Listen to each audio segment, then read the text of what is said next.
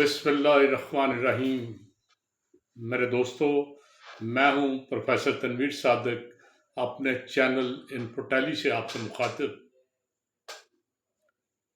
اپنے بچپن پہ نظر ڈالتا ہوں تو سوچتا ہوں کہ شادی بیاہ کی رسمیں، اس کے انتظامات اور یہ سارا کچھ جو ہے اس قدر سنگین نہیں تھا جتنا آج کل ہے۔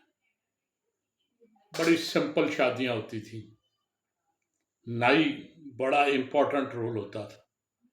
شادی کا سلسلہ شروع ہونا، اچھا رشتے کرانے میں بھی نائی کا بڑا رول تھا۔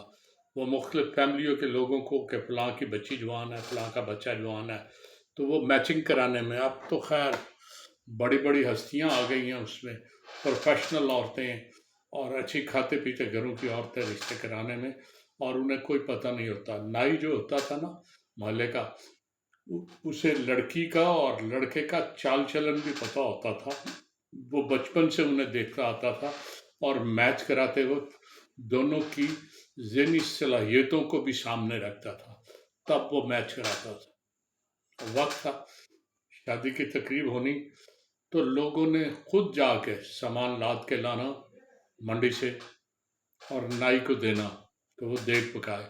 وہ صرف دیگ پکائی کے پیسے لیتا تھا، یا شادی کے انتظامات، لوگوں کے گھروں میں اطلاع دینا، کارڈ باٹ کا پیسے نہیں ہوتا تھا۔ نائی نے جانا کہ فلاں کی شادی ہے، آپ نے تشریف لانا ہے۔ بہت قریبی چیزوں کو لوگ خود جا کر کہہ دیتے تھے۔ چنانچہ یہ بڑا رول تھا۔ شادی شروع ہونی تو سالن کا پکنا، چاولوں کی دیگ پکنی، اور شادی کی ارینجمنٹ کے لیے محلے کا کوئی سکول، کوئی سرکاری دفتر، ایک آدھ کمرہ اس کا لے لینا، نہ ہو تو بڑا آسان تھا، سڑک کے دونوں طرف کناتے لگائیں، سڑک بند کر دیں، درمیان میں جگہ جو ہے وہ شادی کے لیے استعمال، اور شادی کے لیے وہ کمرہ ہو، سڑک ہو یا جو جگہ بھی ہو، وہاں پہلے دریاں بچھائی جاتی، پھر سفید چادریں، اور پھر ایک لمبے لمبے دسترخوان جو ہے وہ اس پر پھیلا دیے جاتے۔ ایک آدمی دسترخوان کے ایک طرف بیٹھتا، دوسرا دوسری طرف، اور وہ کسی طرح وہاں پہ آمنے سامنے بیٹھ کے کھانا شروع کر دیتے۔ وہاں سلاد کا کوئی فیشن نہیں تھا، صرف ایک پلیٹ آتی، پلیٹ میں ایک پیالہ پڑا ہوتا، پیالے میں ایک بوٹی گوشت کی، وہ بھی بکرے کا گوشت ہوتا تھا، برائلر کا فیشن نہیں تھا، اور ایک آلو، ساتھ شوربہ، وہ ہر ایک کے سامنے آنا۔ سلاد بالکل نہیں ہوتی تھی، لیکن لوگوں کے، میں نے شہر میں دیکھا ہے، لوگوں کا عجیب سٹائل تھا، وہ ایسے اٹھاتے تھے، اندر ان کے وہ جو بنیان نیچے ہوتی تھی نا، سلوکا جسے کہتے تھے، اس میں گاجریں، مولیاں، لیمن، اس طرح کی چیزیں انہوں نے نکالنی اور لوگوں میں بانٹ بھی دینی، خود بھی کھانی۔ یہ لوگ بڑے ہنسمکھ ہوتے تھے۔ چنانچہ اچھا، جو شوربہ بانٹنے والا اور چاول ہر، اس پہ کسی ایکسپیرینسڈ آدمی کو، وہ اتنی خوش اسلوبی سے وہ چیزیں تقسیم کرتا کہ آخر تک چیزیں کسی نہ کسی طرح چلتی۔ اچھا، جو بیرے کا کام تھا، آج تو بڑے پروفیشنل بیرے، وہ نہیں، وہ محلے کے، گھر کے اور قریبی عزیزوں کے بچے کرتے تھے۔ اور مزے کی بات یہ ہے، نہ گھر کے لوگ، نہ قریبی عزیز، نہ قریبی محلے دار، کوئی خود نہیں کہتے تھے کہ کھانا کہیں کم نہ پڑ جائے۔ عام طور پہ کھانا کم نہیں پڑتا تھا، چنانچہ وہ بعد میں مزے سے کھاتے تھے کہ مہمان بھگت گئے، اب ہماری باری ہے۔ لیکن خدا نہ خواستہ کھانا کم پڑ جائے تو وہ بڑی ہنسی خوشی سے بازار سے کچھ اچھی بری چیز لا کے تو گزارا کر لیتے تھے، کسی نے ماتھے پہ کبھی بال نہیں ڈالا تھا۔ اچھا، کھانا بانٹنے والا بڑے پیار سے بانٹتا، اسے پتہ ہوتا تھا کہ اتنے لوگ بھگتانے ہیں اور اس کے بعد اتنے گھر والے بھی ہیں، یہ اس کا مینج کرنا تھا۔ لیکن کم زیادہ ہو جاتا تھا، وہ جو سے میں نے بتایا ہے۔ وقت بدل گیا، اس وقت یہ تھا کہ جو شوربہ دیا، دوسری دفعہ کسی نے سالن مانگا تو سوائے انکار کے کچھ نہیں ملتا تھا۔ پھر لوگوں نے سوچا کہ تھوڑی سی جدت آ رہی ہے، شوربہ خالص علیحدہ بنا لیا جاتا، اور ایک بندہ شوربہ لیے کہ چاول لوگوں کے سوکھے نہ کھانا پڑے، وہ شوربا دیتا. کسی نے شوربا مانگ لیا ہے، شوربا تھوڑا سا مل جاتا تھا. آلو کا سوال ہی نہیں پیدا ہوتا، روٹی کا سوال ہی نہیں پیدا ہوتا. پھر اللہ کا کرنا یہ ہوا کہ برائلر چکن ہمارے پاس آ گیا. چکن آیا تو ہم ذرا ماڈرن ہو گئے. چکن اب لوگوں کو جب شروع میں تو پیالوں میں ہی دیا گیا، لیکن پھر کیا گیا کہ ایک چھوٹی میز جس پہ 6 کرسیاں، 2 ادھر 2 ادھر، ایک دائیں بائیں، وہ لگ جاتی، اور اس کے اوپر ایک باؤل رکھا جاتا جس میں 6 پوری گن کے بوٹیاں ہوتی، چاول ہوتے. 6 بندے جو بیٹھے بانٹ لیتے، لیکن بعض لالچی تھے، وہ 2 بوٹیاں نکال لیتے اور انہیں بہت سو کی باتیں بھی سننی. لیکن کھانے والا لالچی جو ہوتا ہے وہ شرمندہ نہیں ہوتا. شرم نام کی چیز اگر اس میں ہو تو ایسی حرکت ہی نہ کرے.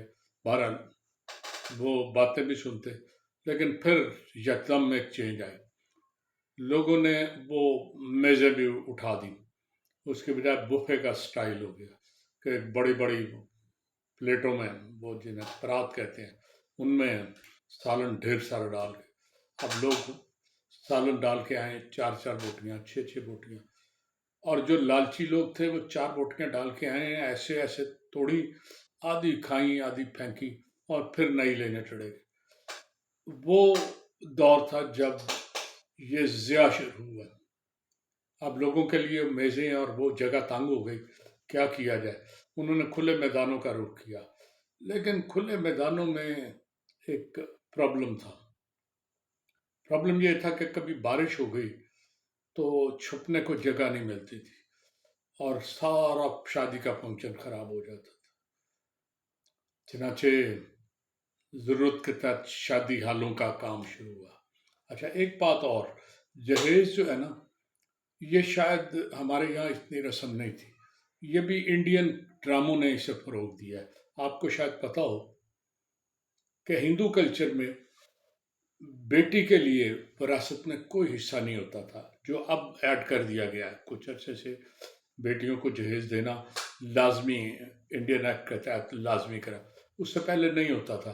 چنانچہ ماں باپ کی کوشش ہوتی تھی کہ بیٹیوں کو، چونکہ بعد میں بھائیوں نے کچھ نہیں دینا، اس لیے وہ چاہتے تھے کہ میکسیمم جہیز دے دیں، ایسی چیزیں بیٹی کو دے دیں کہ بیٹی کم از کم اچھی زندگی گزار سکے.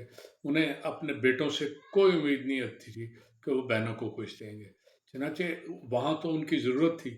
اسلام میں تو بیٹیوں کا پورا حق ہے، لیکن ہم نے ان کی پیروی میں بیٹیوں کو جہیز اس بری طرح دینا شروع کیا کہ بعض اوقات میں نے دیکھا ہے کہ ماں باپ قرض میں بری طرح جھگڑ جاتے ہیں، لیکن اپنی بیٹی کو ہر چیز دینے کے موڈ میں ہوتے ہیں. تو میں بات کر رہا تھا کہ شادی ہالوں پہ اب آ گئے. شادی ہال، اب نائی کا رول بالکل ختم ہو گیا، کچھ نہیں. شادی ہال میں لوگ جانا شروع ہو گئے. شادی ہالوں میں ڈشوں کا کمپٹیشن شروع ہو گیا. وہ جو کبھی ایک آدھ بوٹی چڑھت، وہاں 6 اور 10 ڈشیں. لوگ اس بری طرح کھاتے تھے، لگتا تھا کہ صدا کے بھوکے ہیں. یہ مارداڑ کرتے تھے کھانے کے ساتھ کہ علما. اب اس سے اور بڑھ کے لوگوں نے فارم ہاؤسز کا شروع کر دیا. فارم ہاؤسز سے اور بڑے پرابلم ہیں. ایک تو یہ کہ فارم ہاؤسز میں آپ کو جب جانا پڑتا ہے، خاصا فاصلہ، شہر سے باہر ہیں سارے، وہ فاصلہ جب طے کرتے ہیں تو آپ کے پٹرول پہ اچھے خاصے پیسے. پھر جب وہاں جاتے ہیں تو کھانے کو بھی خوب ملتا ہے. پھر فارم ہاؤس کے ویرانوں میں ہیں، اندر اندر ہے، تو وہ کسی لا کی، کسی قانون کی پرواہ نہیں کرتے. کوئی ٹائم نہیں ہوتا، کوئی ڈشوں کی پابندی. حکومت نے 1 ڈش کی پابندی کی تھی، لیکن شادی والوں والے تو اس پہ مجبور تھے کہ شہر میں ہیں. لیکن جو فارم ہاؤس والے ہیں وہ ایک سالن بیچتے تھے، وہ ابھی ختم نہیں ہوتا تو دوسرا، وہ باری باری ایسے جیسے وقفے وقفے سے بڑی چیزیں کھلا دیتے تھے. چنانچہ حکومت کو چاہیے کہ اس سارے اسراف پہ قابو پائے. شادی ہال والے اتنے پیسے ایک ایک سال پہلے بکنگ کر لیتے ہیں، اور سال پہلے پورے پیسے لے لیتے ہیں. یہ بھی ناانصافی ہے. تو کوشش کی جائے، کچھ ایسے رولز، کچھ ایسے قوانین بنائے جائیں کہ ماں باپ کو بیٹی کی شادی کرنے میں آسانی ہو۔ اسلام تو آسانیاں پیدا کرنے کا نام۔ تو میری حکومت سے گزارش ہے کہ اس سلسلے میں کچھ مثبت اقدامات کیے جائیں اور شادیاں سادگی سے کرنا لوگوں کو سکھایا جائے۔ اجازت چاہتا ہوں، اللہ حافظ۔